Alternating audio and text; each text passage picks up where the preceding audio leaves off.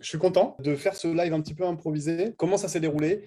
Ça s'est déroulé ce matin sur un call de coaching improvisé.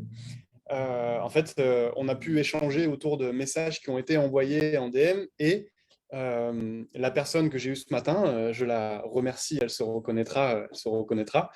Du coup, a impulsé ce live-là. Et c'est vrai que le sujet de la vente en DM, c'est quelque chose qui est très complexe et qui est vraiment une science à part de la vente. Je pense que si vous maîtrisez la vente par DM, vous êtes excellent en closing. Alors déjà, dites-moi live si vous êtes avec moi là en live et commentez replay si vous regardez ce live en replay. Je vais juste attendre que la chaleur redescende et que vous vous connectiez un tout petit peu plus. Ça va me faire l'occasion de ranger un petit peu mon bureau. Donc, je vous vois ici et je me vois là.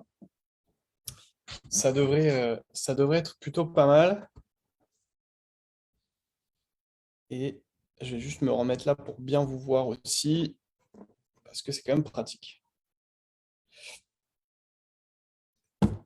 Hello Sabine. Alors, je ne peux pas tous vous citer parce qu'en fait, je ne vous vois pas apparaître là, vu que je suis sur Zoom. Pourquoi je suis sur Zoom? Parce que je vais vous partager justement donc, les conversations et ça va être l'occasion de mélanger à la fois éducation et pratique, théorie et la pratique.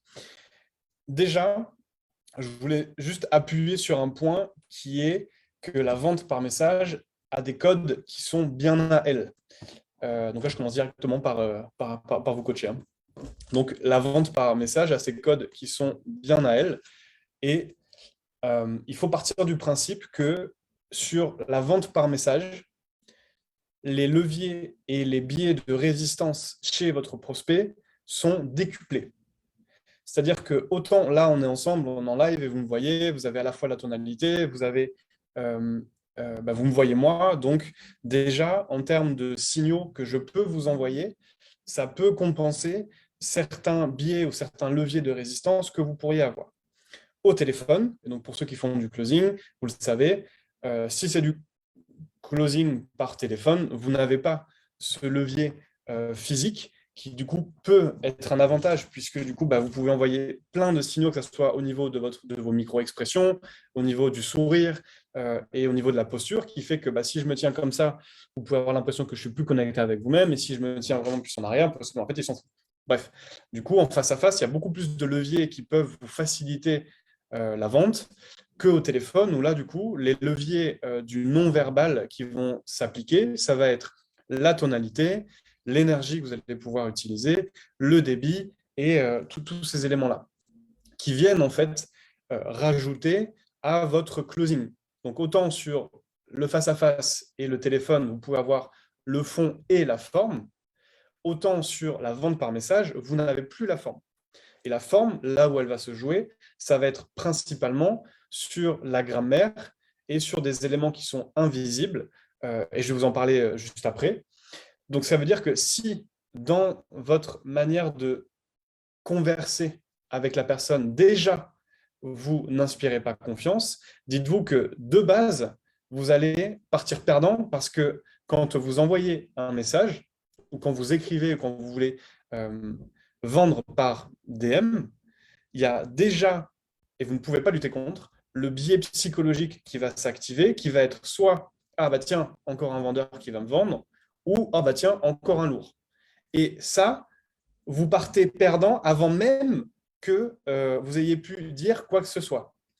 Par exemple, là, encore tout à l'heure, j'ai un message qui a été envoyé, la meilleure intention du monde, hein, et message original, personnalisé, qui sort du cadre et qui montre que vous avez fait du travail en amont. La personne, elle s'arrête aux 3 premières lignes pour vous catégoriser lourdingue. Voilà. Et sans aller plus loin. Hein. C'est juste que les codes sont complètement différents et tout va beaucoup plus vite par message. Des fois, vous pouvez perdre la vente avant même qu'elle ait commencé. Par exemple, simplement parce que votre profil n'inspire pas confiance. Juste, le point vraiment le plus important, c'est de conscientiser que la vente par téléphone a ses codes, la vente en face à face a ses codes, et la vente par message a aussi ses codes. D'accord? Et donc, ce que je veux que vous compreniez, c'est qu'on ne joue pas à contre-courant et qu'il vaut mieux partir du principe que les biais de résistance, les leviers d'objection et de non-confiance en fait, envers vous sont déjà là. Et ça, il ne faut pas lutter contre, en fait. Ce serait naïf de votre part de vous dire, bon, je vais envoyer un bon message et si tout va bien, il va passer. Non, il faut juste que vous partiez du principe que voilà, il y a ces biais-là de résistance qui sont présents. Au-delà de ça, en parlant de code, justement, il y a tout l'invisible qui va compter dans votre manière d'augmenter la conversion sur vos messages. L'invisible, ça va être quoi? Alors, je vais prendre mon téléphone. Bon, là, vous allez me voir, je vais juste le fermer. Donc, le premier élément, c'est quand vous avez votre téléphone, bon, voilà, parfait, j'ai une notification. Alors, est-ce que... Voilà, parfait. Donc, je reçois une notification et vous voyez, j'ai déjà, en fait, des messages qui sont affichés. Donc, là, vous voyez, simplement, il y a 2 lignes. Et avant même d'ouvrir le message, je vais me dire, est-ce qu'en fait, j'ai envie de l'ouvrir ou pas? Donc, le but du premier message, ce n'est pas d'amorcer la conversation. Le but du premier message que vous allez envoyer, c'est qu'il soit ouvert. C'est de jouer sur l'accroche, donc ce qu'on appelle le hook. C'est pour ça que les 2 premières lignes, 2 ou 3 premières lignes sont hyper importantes. Quel est mon intérêt à ouvrir un message si je sais que derrière, vous allez me vendre quelque chose ou que je n'ai pas envie de vous parler? Parce que si j'ouvre le message, vous, potentiellement, vous allez voir que je l'ai lu. Et donc, qui dit lu dit je suis peut-être mal poli de ne pas te répondre, ou tiens, je suis engagé dans ton process, donc tu vas être lourd avec moi et tu vas me relancer. Donc, si l'accroche ne permet pas à votre message d'être ouvert, déjà aussi, vous partez perdant. Objectif numéro 1 du message que vous allez envoyer, c'est qu'il soit ouvert. Je vous donne un petit hack, sûrement vous connaissez. Mais quand vous envoyez un message, ce que vous pouvez faire, c'est d'envoyer une première ligne qui va être assez punchy ou assez originale pour susciter dans la tête de votre prospect « Ah tiens, c'est original » ou « Ah oui, ça me parle » et ensuite de susciter la curiosité. Ce qu'il faut faire, c'est que les 2 premières lignes de votre message doivent donner suffisamment envie à votre prospect pour qu'il se dise « Mais il y a quoi après le message ?» Et donc là, vous pouvez écrire les 2 premières lignes, vous mettez un espace ou 2 dans votre message et vous écrivez à la suite. Ce qui fait que, en fait, il y a un blanc et quand on va ouvrir, on va voir la suite du message. Piraterie. Mais au moins, vous suscitez l'intérêt. Ce qui fonctionne bien, et là, vous pouvez être sûr d'avoir aussi une bonne conversion sur l'ouverture de votre message, c'est de contextualiser. Par exemple, la personne assiste à un live et je vais vous envoyer un message sur Facebook et je vais vous dire « Salut, salut Sabine, tu as assisté à mon live du coup mardi ». Et déjà là, en fait, je contextualise. Donc, c'est pas « je te démarche pour rien », en fait. Je personnalise le message. Donc, ça vous remet dans le contexte. Et donc, le fait de recontextualiser donne du sens. Heureusement que les lives peuvent être regardés en replay, mais vous pouvez revenir en arrière, prendre des notes, et je vous donne le maximum d'éléments, tant que c'était frais par rapport à ce qu'on a pu voir. D'ailleurs, comme en closing, l'invisible est vraiment ce qui va donner du cachet à votre vente, à votre relation, et donc à votre conversion. C'est tous ces éléments-là, invisibles, qui ne se voient pas, mais qui sont conscientisés. L'exemple le plus marquant en invisible, c'est le lien de confiance qu'il y a entre vous et votre prospect. Ça, c'est des éléments qui font partie de l'invisible. Pour autant, on les connaît, on sait tous qu'ils sont là. Donc, encore une fois, là-dessus, je reviens. J'ai l'impression que je dis souvent donc. Ça fait longtemps que je n'ai pas fait de live. Quand vous écrivez, tenez compte déjà de ça et partez du principe vraiment que, entre guillemets, tout joue déjà contre vous. Donc il revient, facilitez le process, essayez d'anticiper les objections comme dans votre call de closing. Et ce n'est pas parce que vous êtes par message que les codes que vous utilisez sur vos appels de closing ne doivent plus être appliquées. Par exemple, simplement le fait de faire de l'empathie, de reformuler ou de créer du lien au lieu de simplement poser des questions, ça, c'est des choses que vous faites sûrement très bien dans vos appels. Bah, ça doit garder, ça doit rester dans vos messages. Allez, pour imager ça, parce que je sens que quand je suis lancé, ensuite, je vais pouvoir développer pendant des heures. Donc, je vais simplement vous remettre devant moi. Simplement, là, par rapport à cette première courte partie, marquez-moi dans le chat, ceux qui sont live ou en replay, si c'est clair, si vous avez des questions par rapport à ce qui a été dit, si ça fait écho par rapport à des choses que vous avez vécues ou vous avez déjà pu voir. Et je vais aller vous partager mon écran pour que vous puissiez voir les messages et qu'on continue la partie éducation.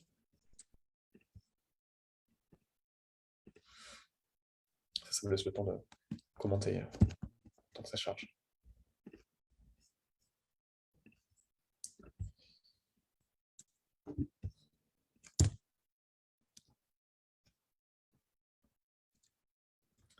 Alors, on va commencer par celui-là.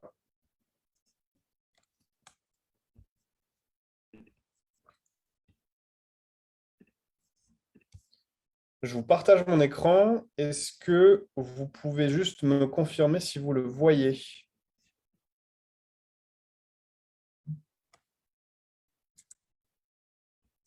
Yes, normalement, là, vous devrez le voir. Alors, pour le bien de l'exercice, évidemment, les noms ont été masqués. Donc, ici, on va parler de l'approche. D'accord? Donc, hello, donc là, c'était le prénom de la personne. De l'équipe de, là, c'était le prénom de la personne, le prénom du CEO.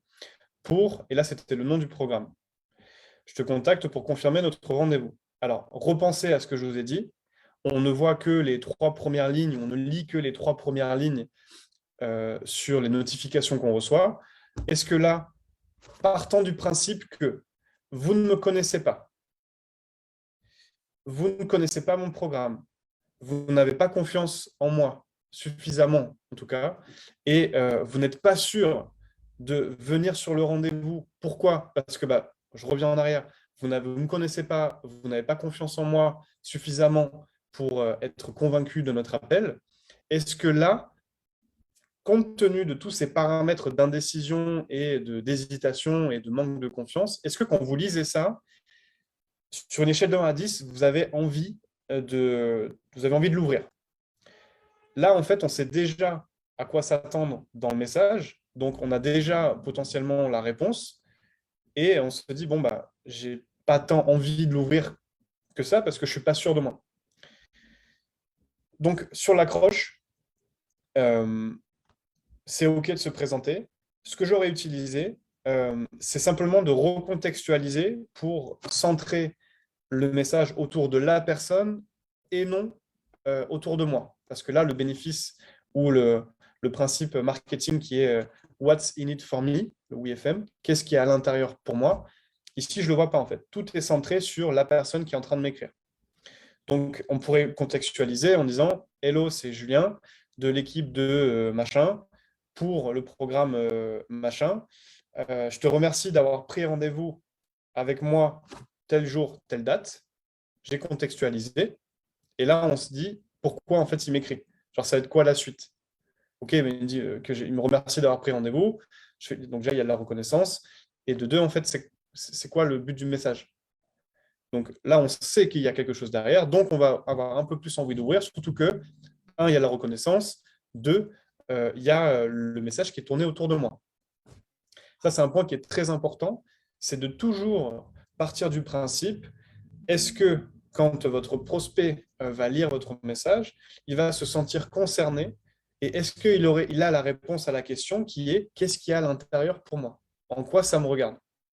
Ou en quoi ça peut m'être utile? Donc, on enchaîne sur le message. On a rendez-vous mardi. Tu serais OK pour qu'on échange quelques minutes sur ta situation actuelle et tes objectifs. Alors là, ici, c'est question binaire. C'est soit oui, soit non. Donc, typiquement, question fermée. On a déjà un prospect qui est fermé, plus ou moins, parce que le lead est assez froid. Et donc, un lead froid plus une question froide égale la réponse, rien. Donc, on garde les basiques. Question ouverte. On a rendez-vous mardi. Si on utilise juste sa question qu'il a utilisée là, quels sont tes objectifs sur cet appel? Comment je vais pouvoir t'apporter, comment je peux t'apporter de la valeur sur cet appel? Quelles sont les questions déjà que tu te poses ou que tu aimerais me poser? Si on part du principe qu'on garde sa phrase là, je ne suis pas forcément pour, je vais vous expliquer pourquoi. Je repars à zéro. On a un lead qui est froid. Sur la Buyer Matrix, la Buyer Matrix, c'est quoi? C'est l'échelle de maturité et l'échelle d'éducation du prospect vis-à-vis de nous. On a quelqu'un qui, ici, je contextualise pour vous donner un peu d'idée, mais qui est très peu éduqué. C'est-à-dire, c'est un prospect qui vient d'une publicité, il a vu une masterclass, il a pris rendez-vous. Bon, bah là, il y a typiquement peu d'éducation sur qui vous êtes, la confiance envers vous, etc. Donc, le fait de demander à quelqu'un, est-ce que tu es OK pour qu'on échange quelques minutes sur ta situation actuelle et tes objectifs, c'est comme si vous étiez dans la rue, vous marchez, et du coup, on vous arrête, on vous demande est-ce que tu aurais l'heure? Trop bien, du coup, et qu'est-ce que tu fais dans la vie? Bon, bah là, c'est un peu cash, quoi. C'est je vous connais pas tant, et du coup, on commence déjà à arriver sur des choses où on va se demander bah, t'es qui pour qu'en fait je te réponde à ces questions-là. Moi, je suis plutôt partant de fonctionner du principe qu'il faut avancer et donner un tout petit peu pour recevoir un tout petit peu et ensuite construire l'échelle de relation pour le setting et pour la pré-qualif par message. On ne va pas fonctionner donner petit peu pour donner un petit peu dans toutes les situations. Pour autant, là, on a un objectif qui est bien précis, qui est de faire du setting, donc de soit faire du triage, soit de préqualifier ou de qualifier. Et donc, le raisonnement et l'approche est plutôt dans l'état d'esprit, suis-moi, je te fuis, fuis-moi, je te suis, et de construire de la relation. Je reviens encore en arrière parce que c'est hyper important de bien vous calquer ça, mais la personne ne vous connaît pas, elle a peu confiance en vous, vous ne pouvez pas attaquer fort sur vos demandes. Là, la demande ici, c'est est-ce que tu es OK pour qu'on échange quelques minutes sur ta situation actuelle et tes objectifs? J'ai peu d'engagement et d'envie déjà d'aller vers vous. Pourquoi j'irais donner tout ça? Donc là, par exemple, ce que vous pouvez faire en première question, simplement pour engager la personne de manière assez simple, c'est est-ce que tu peux me confirmer notre rendez-vous en me répondant 100% ou en répondant à ce message par 100% ou par OK ou bien reçu, 5 sur 5, OK Roger, enfin, vous pouvez faire ce que vous voulez. L'objectif, c'est quoi? C'est de récupérer une première action facile de la part de mon prospect. Je veux que ça soit facile et qu'elle ne se sente pas tant engagée que ça. OK? Et ensuite, si vous avez envie d'attaquer sur quelle est ta situation actuelle, tes objectifs, quelles sont les questions que tu te poses, etc., vous pouvez. Là, je remets juste du contexte par rapport à ce que je suis en train d'expliquer. C'est une personne, un lead qui a très peu d'éducation, il sort d'une pub, une masterclass, il ne connaît ni d'Adam ni de Dev. On ne peut pas attaquer de la même manière, on ne peut pas échanger de la même manière avec quelqu'un. Donc là, si on reprend l'exemple de dans la rue, c'est j'arrête une personne simplement en lui demandant quelle heure il est. Okay. Donc là, c'est facile juste de vous demander là. Il y a une étude qui a été faite et que vous pouvez retrouver dans le livre de Robert Cialdini, Influence et manipulation,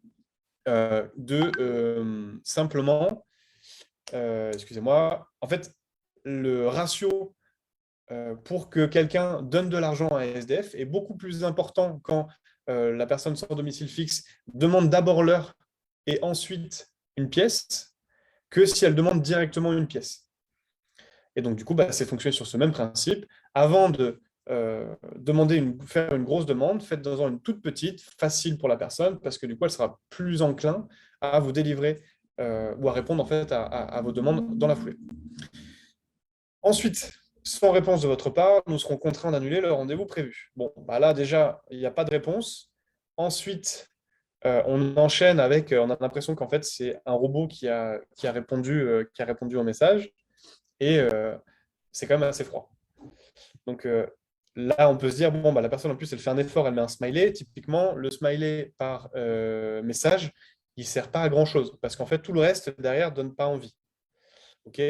Et ici, là, ce n'est pas pertinent en fait, parce que sans réponse de votre part, nous serons contraints d'annuler le rendez-vous. Oui, mais bon, en même temps, tu as demandé quand même quelque chose tu vois, en amont qui ne te donne peut-être pas forcément euh, source de conversion ou en tout cas de réponse.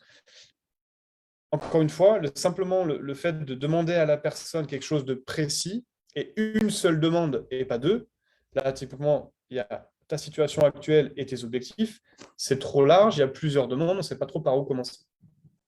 Alors que simplement, si vous demandez à la personne, pour confirmer notre rendez-vous de demain, peux-tu me répondre ou peux-tu m'envoyer par message 100%, bon, la demande, elle est claire. Et ensuite, c'est beaucoup plus pertinent aussi de dire, sans réponse de ta part, on sera contraint malheureusement d'annuler le rendez-vous. Puis pareil, vous pouvez mettre un peu plus de fioritures. Afin de confirmer le rendez-vous de tout à l'heure, j'ai besoin que tu puisses me répondre 100%. Est-ce que tu peux me confirmer si on a toujours rendez-vous ensemble tout à l'heure à 13h ou pas? Ok. Voilà pour ce premier message. Je vous ai apporté quand même pas mal d'infos. Dites-moi comment ça résonne de votre côté. Qu'est-ce que vous en pensez? Encore une fois, est-ce que ça fait écho à quelque chose de votre quotidien? Est-ce que vous retrouvez dans ce genre de message? Encore une fois, la vente par message, c'est quelque chose qui est vraiment très complexe. Alors, je vois qu'il y a quand même pas mal de commentaires. Excusez-moi, je ne les lis pas tous. Je peux pas... De messages. Non, encore une fois, la vente par message, c'est quelque chose qui est vraiment très complexe. Alors, je vois qu'il y a quand même pas mal de commentaires. Excusez-moi, je ne les lis pas tous. Je peux pas... De messages. Calme-toi. Alors, avec plaisir pour partager tout ça, Delphine. Salut Pierre, salut Ellie, salut Ludie, salut Blandine, salut Val, salut Cédric. Bon, je suis content de vous voir. Bon, c'est cool si c'est clair. C'est quand même l'objectif parce que là, il fait 40 degrés, donc peut-être que la chaleur me ferait divaguer. Bon, je suis content si ça vous apporte de la valeur. On a vu un premier point, on va aller un peu plus dans le concret, ensuite sur l'échange en lui-même avec deux exemples. Alors, je vais vous les mettre dans l'ordre.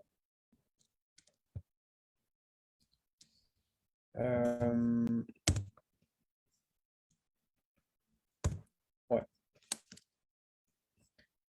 Je vais essayer de vous les afficher en même temps.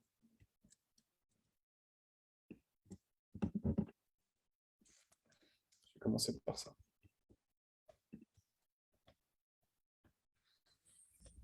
Je vais commencer comme ça et je vais vous partager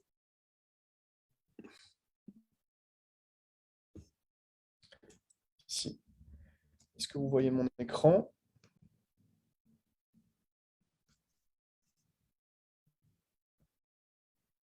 Yes, non, vous voyez mon écran. Alors, on prend la conversation de départ. Donc là, par contre, j'ai moins de contexte, mais c'est toujours les mêmes leads qui ne sont pas qualifiés en amont. Et donc, du coup, là, juste la question que je me pose, c'est est-ce que avant d'envoyer ce message-là, bonjour, je vais avoir besoin d'une réponse pour confirmer le rendez-vous de demain, est-ce que quand même, il y a eu quelque chose en amont ou ça a été envoyé sans sel ni poivre du tac au tac comme ça? Là, si c'est le cas, s'il n'y a pas eu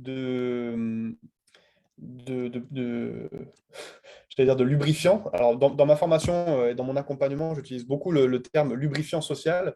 Donc, soyez pas choqués. C'est simplement pour mettre de la rondeur, faire de l'empathie et du coup, moins envoyer quelque chose brut du tac au tac, quoi.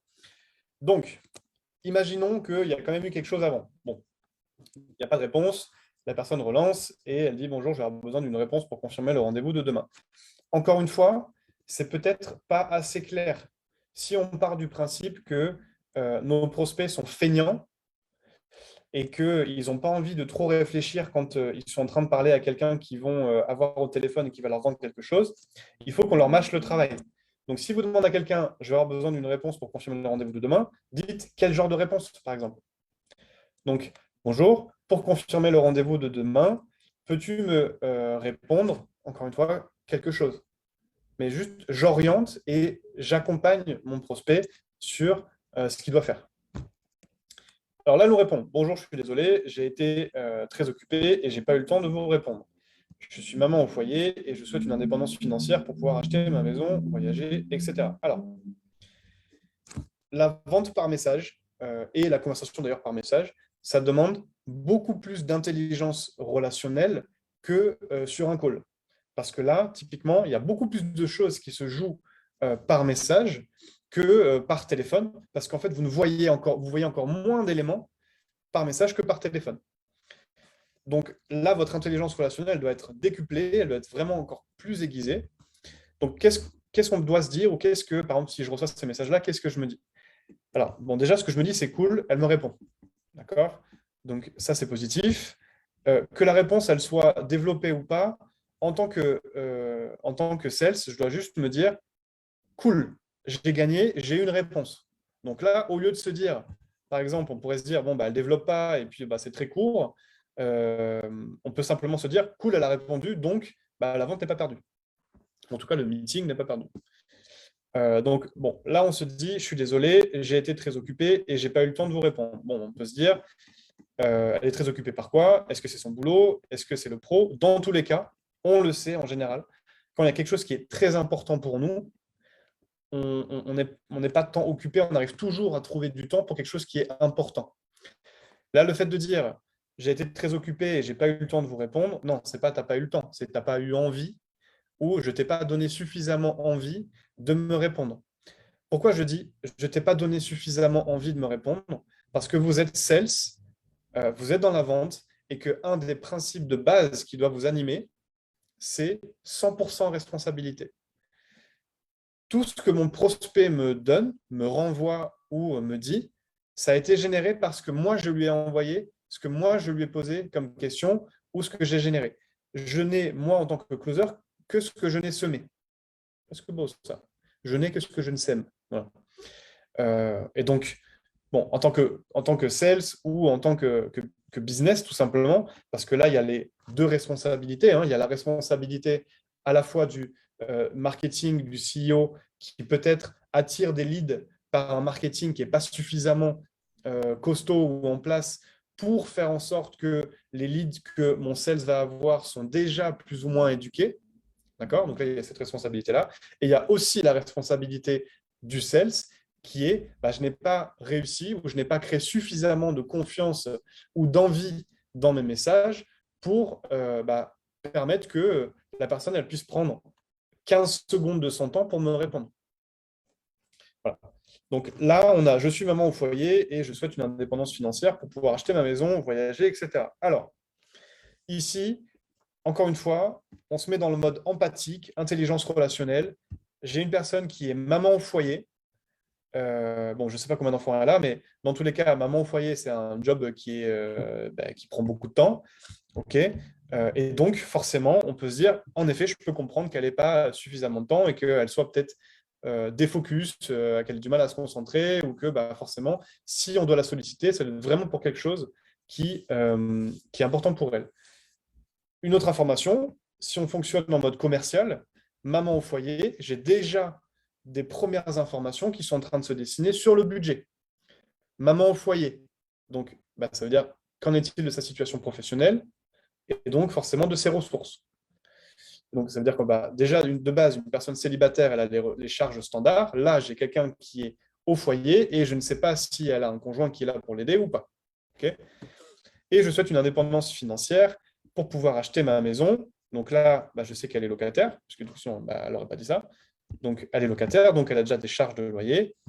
Voyager, okay, donc là, j'ai plus d'éléments concrets sur qu'est-ce qui est important pour elle, etc. Donc là, il y a déjà, vous voyez, pas mal d'éléments qui se dessinent pour pouvoir déjà commencer à dessiner pardon, une image du prospect, de ses besoins, de sa situation actuelle et de comment moi, en tant que sales, je vais agir. On descend. Là, je regarde la conversation et je vois que je vois que, ouais, je pas envie de vous spoiler. Je vois que le sales envoie un message vocal de 4 secondes à la suite de ça. Alors, un message de 4 secondes, là, il ne faut pas avoir fait HEC pour se dire, bon, bah là, elle n'a pas pris le temps de faire de la reconnaissance. Ce que je me doute, et je n'ai pas pu écouter le message parce que c'est que des photos de sa conversation, mais ce que je me doute de ce qui s'est joué sur ce message vocal-là, c'est que la personne a posé une question directement. Là, 4 secondes, tu n'as pas le temps de niaiser, quoi. Donc, il n'y a pas eu d'empathie, il n'y a pas eu de reformulation peut-être de ce qu'elle a dit. Il n'y a peut-être pas eu non plus de « Ah bah, je comprends que tu sois maman au foyer, donc oui, forcément, tu dois être bien prise. » Juste, ouais, ça prend déjà 5-6 secondes. Donc là, je me dis, en fait, elle a dû poser qu'une question, directe. Donc, et d'ailleurs, la réponse derrière le prouve, je découvre tout juste, c'est la curiosité qui m'a amené à regarder la vidéo. Donc bah, là, si je fais un peu de mentalisme, je me dis que la question qui a été posée ici, c'est qu'est-ce qui t'a amené à regarder la vidéo. Donc je découvre tout juste, c'est la curiosité qui m'a amené à regarder la vidéo. Donc là, j'ai des informations sur la qualification, enfin sur l'éducation de mon prospect, qui est assez claire, hein. Là, je découvre tout juste. Donc là, en termes de marketing, ben, on se dit, bon, ben, j'ai un lead qui n'est pas qualifié, en tout cas qui est froid. Qui est froid, pourquoi? Parce que si elle découvre tout juste, ça veut dire que oui, elle a dû voir que la publicité et la masterclass, et que donc moi, mon entrepreneur, pardon, elle ne le connaît pas, donc pas de confiance. Et donc moi, forcément, elle va encore avoir moins de confiance en moi, puisque moi, je suis vraiment le représentant vente là-dedans. Ensuite, juste là, sortez du fond et regardez juste la forme. Ici, j'ai quelqu'un qui m'envoie 2 messages qui sont juste, si on est purement factuel, hein, 3 lignes, 4 lignes, et là, j'ai une ligne et genre une phrase. Okay, et en plus, dans la phrase, il y a du désengagement, ou en tout cas, il y a vraiment de la protection. La protection, c'est quoi? C'est je suis froid, je ne mets pas de ponctuation, je réponds de manière très courte. Et ici, c'est la curiosité qui m'a amené à regarder la vidéo. Ça, c'est un réflexe, ou en tout cas, c'est un message de protection pour se dire, bouge pas, m'attaque pas, ou me chasse pas. En fait, je te connais pas. Donc, je suis juste là pour en mode curieux. Comme quelqu'un dans un magasin auquel un vendeur s'approcherait, lui demanderait est-ce que je peux vous aider? Non, je suis juste là pour regarder. Okay, qu'est-ce qui se passe en vous quand vous dites à un vendeur non, je suis juste là pour regarder? C'est juste laisse-moi tranquille. Okay, alors, on enchaîne avec le message de la personne. Et quels sont tes objectifs financiers que tu aimerais pouvoir atteindre, par exemple? Je reprends la forme. J'ai même pas de sel ni de poivre. Je n'ai pas réagi par rapport à ce que la personne elle me dit ici. Réagir, c'est quoi? C'est juste faire preuve d'empathie. L'empathie, c'est comment je peux la manifester en reformulant ce qu'elle m'a dit ou en rebondissant sur quelque chose. Mais juste, je veux pas. En fait, le et en début de phrase comme ça, là, c'était juste bon, je m'en fous de ce que tu m'as dit, réponds à ma question, qui est quels sont tes objectifs financiers que tu aimerais pouvoir atteindre, par exemple. Allez, je refais un peu d'éducation sur l'intelligence relationnelle. On est ici, hein. Ici, déjà, si on part du principe qu'il n'y a pas eu de message avant, il y a eu très peu de lubrifiant social. Donc, c'est un peu j'attaque en front, quoi. Okay, là, la personne, elle s'excuse en plus, ok, et elle me donne un peu sa situation. Je ne prends même pas de pincette, je pose direct une question. Ici, là, je vois bien que ma personne, en fait, elle s'est un peu braquée ou elle s'est un peu mise sur la défensive. Qu'est-ce que je fais? Moi, je rattaque, en fait. Je rattaque comment? En posant de nouveau une question, en fait. Okay, et sans rebondir à ce qui a été dit avant. Et le « et » ici, en début de phrase, c'est comme si vous aviez quelqu'un qui vous exprimait quelque chose, d'accord? Il vous dit quelque chose, et vous lui répondez oui, oui, je suis d'accord avec ce que tu me dis, mais c'est vrai que le mais a tout annulé. Genre, le mais que je vous ai dit dans cette phrase-là, il a annulé tout le je comprends en fait. En fait, non, tu ne comprends pas ce que ça veut dire. Le mais, c'est juste mon point de vue est différent du tien. Là, le et ici, il est de la même nature. Donc, là, et donc ensuite, juste, je rebondis aussi par rapport à sa question, excusez-moi. Oh, mince. Je rebondis par rapport à ce qui a été dit ici.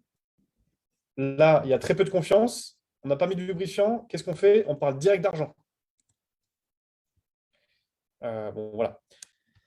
Et encore, la personne, elle nous répond. Donc là, on peut se dire, putain, mais trop cool en fait.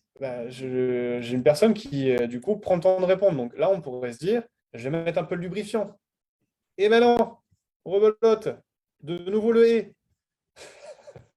Là, il faut vraiment comprendre que on est par message il n'y a pas d'intonation, il n'y a pas de tonalité, je ne vous connais ni d'Adam ni d'Ève, et là, vous êtes en mode Colombo, en fait. Et en plus, c'est quoi? La deuxième question qui enchaîne derrière, c'est encore une question sur le budget, en fait.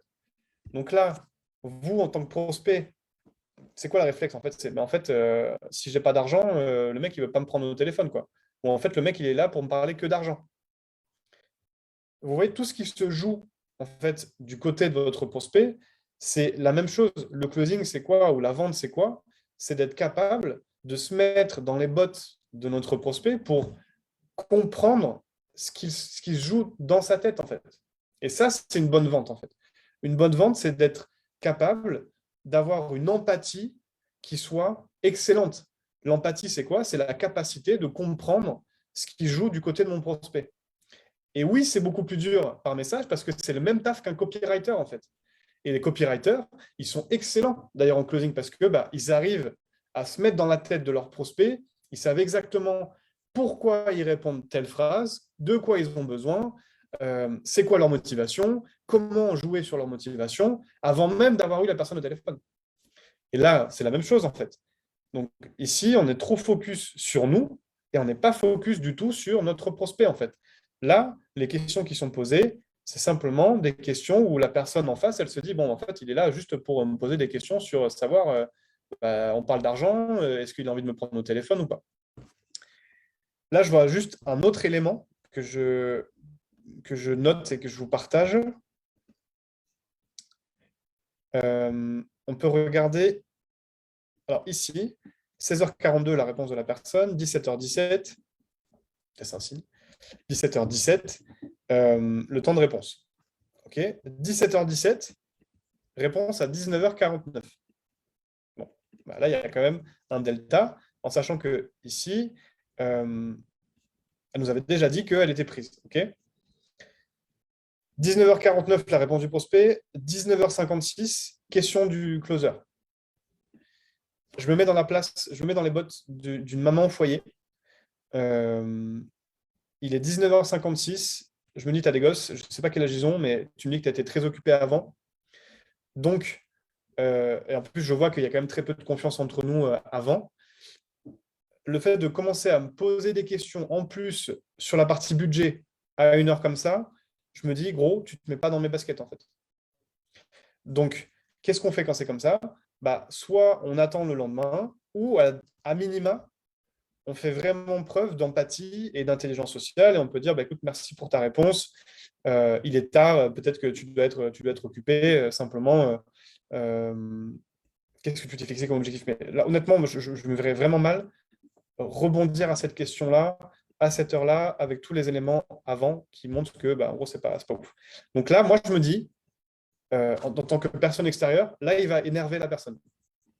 J'enchaîne.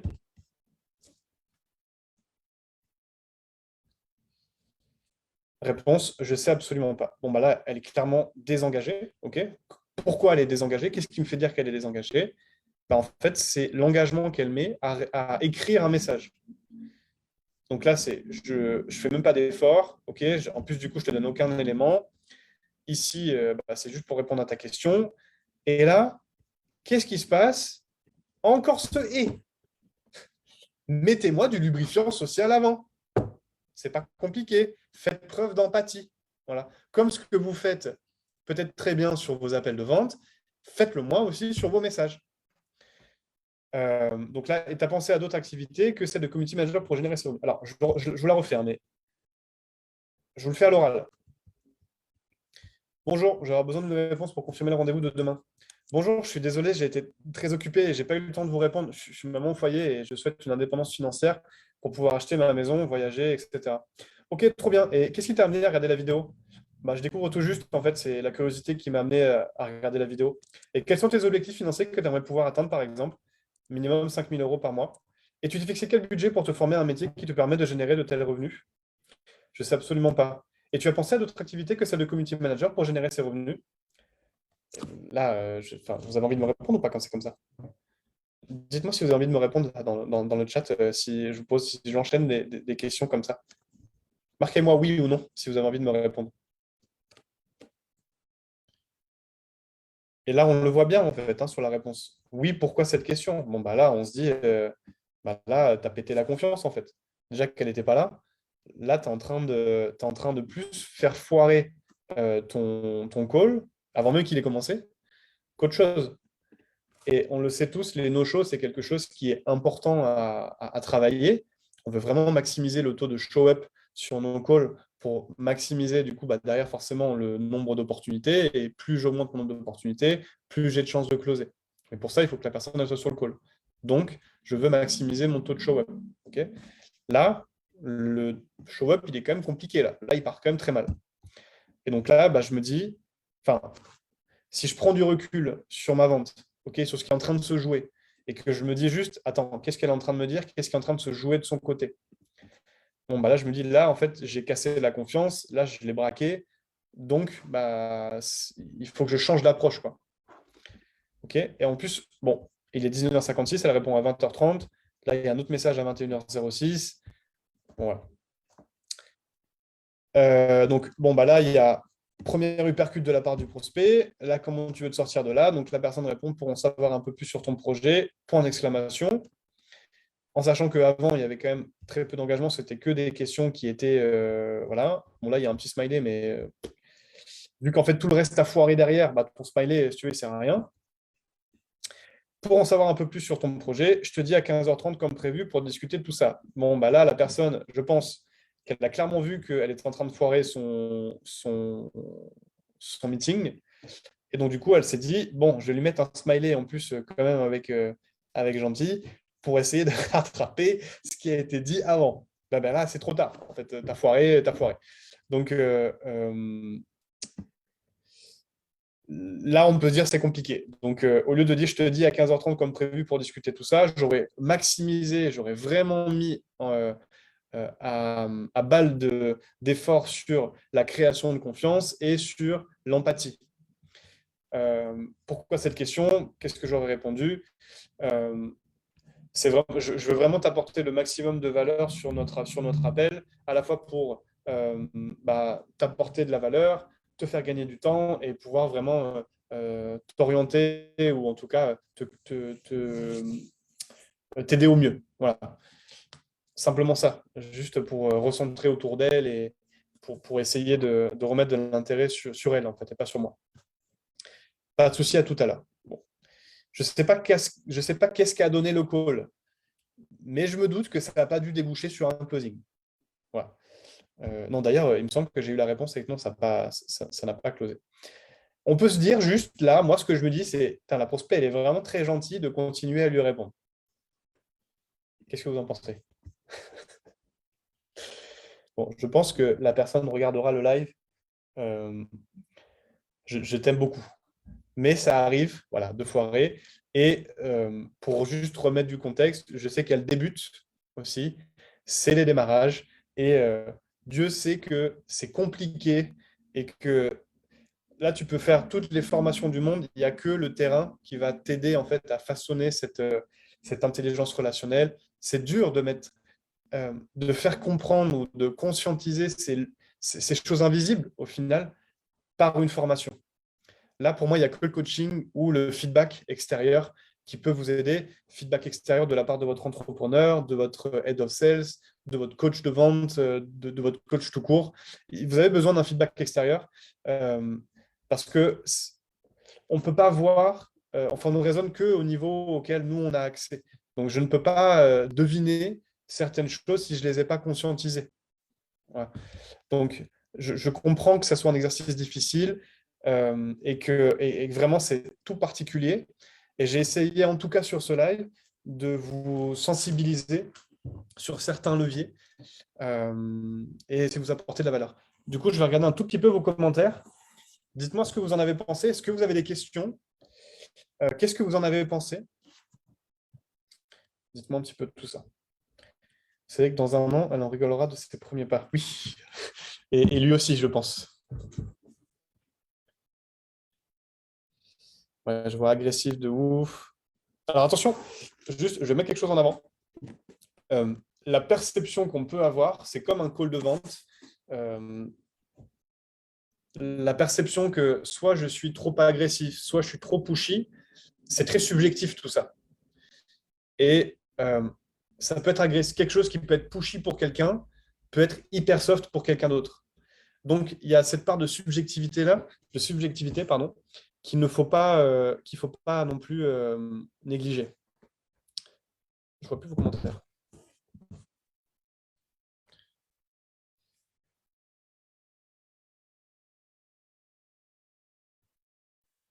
Pourtant, ça peut être aussi vrai que la personne n'ait vraiment pas eu le temps. Non. Ah oui, non, mais complètement. Alors, par contre, oui, désolé de répondre un petit peu plus tard.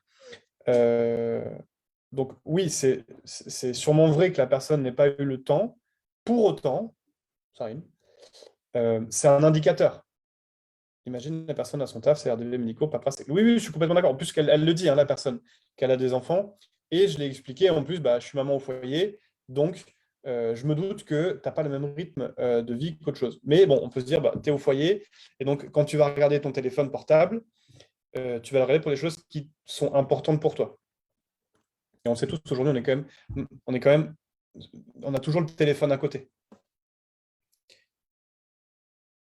La technique fourbe de répondre à 17h17 en mode signe de l'univers.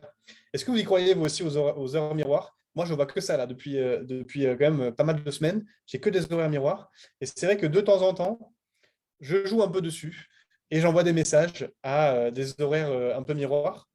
Mais je ne vais pas le dire, en fait, parce que je vais essayer d'aller chercher. Ah, en plus, du coup, tu l'as envoyé à 17h17, donc c'est trop ainsi. Bon, trop cool en tout cas. Ok. Euh, Sur une échelle de 1 à 10, à combien ce live il vous a apporté de la valeur? S'il vous plaît, si vous pouvez, là, les quelques personnes qui sont en live, marquez-moi sur une échelle de 1 à 10, combien ça vous a apporté de la valeur.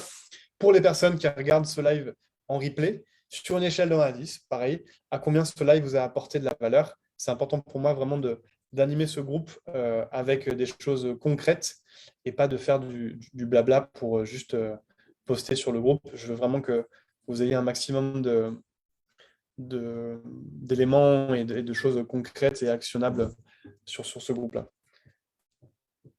Et je vous laisse 19. Très bien, ça me va, ça. On ne réalise pas l'importance des détails et la place de l'empathie, et ce, même par message. Par message, enfin, vraiment, je trouve que cet exercice de vente par message, il est vraiment révélateur de où est-ce que vous en êtes en termes d'intelligence relationnelle. Et autant j'ai été quand même assez direct dans mes conseils, dans mes feedbacks. Autant ça, ce genre de choses, là, ce genre de message, c'est vraiment un énorme cadeau, en fait. C'est un énorme cadeau. Pourquoi? Pour travailler sur ton intelligence relationnelle. Et je trouve que autant la vente par message est complexe, autant, en fait, elle vous aiguise cette intelligence émotionnelle, cette capacité à se mettre à la place de l'autre, à trouver les bons mots, la bonne formulation. Et on le sait que sur un call de closing, la manière dont vous allez poser des questions, et ça c'est un gros point de mes accompagnements à chaque fois sur la partie vente, c'est l'art de poser les bonnes questions au bon moment et de la bonne manière. Et ça, c'est tout un art en fait.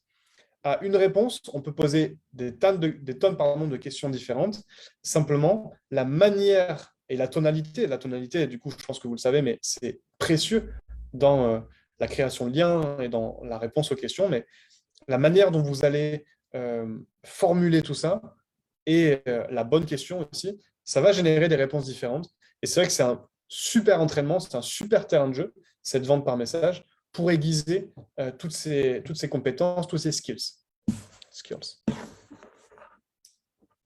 Je reviens un petit peu sur vos commentaires. Je vois beaucoup de 9-10, bah, je suis très content. Si ça vous apporte, si vous êtes content, je suis content. Voilà. Donc écoutez, bah, je vais juste terminer ce live parce que je ne veux pas que ça dure trop longtemps et que vous puissiez le regarder. Si vous avez des questions post-live, n'hésitez pas à les mettre dans le chat ou à venir me parler en message privé. Surtout, n'hésitez pas. Et si vous avez des idées, d'ailleurs, de prochains lives que vous aimeriez voir sur ce groupe. Pareil, je vous laisse le marquer soit en commentaire ou venir me voir en message pour échanger autour de ça. Prenez soin de vous, ça a été un vrai plaisir de pouvoir refaire ce live et de voir les quelques présents pour ce nouveau live sur ce groupe. Prenez soin de vous, belle fin de journée et à très bientôt.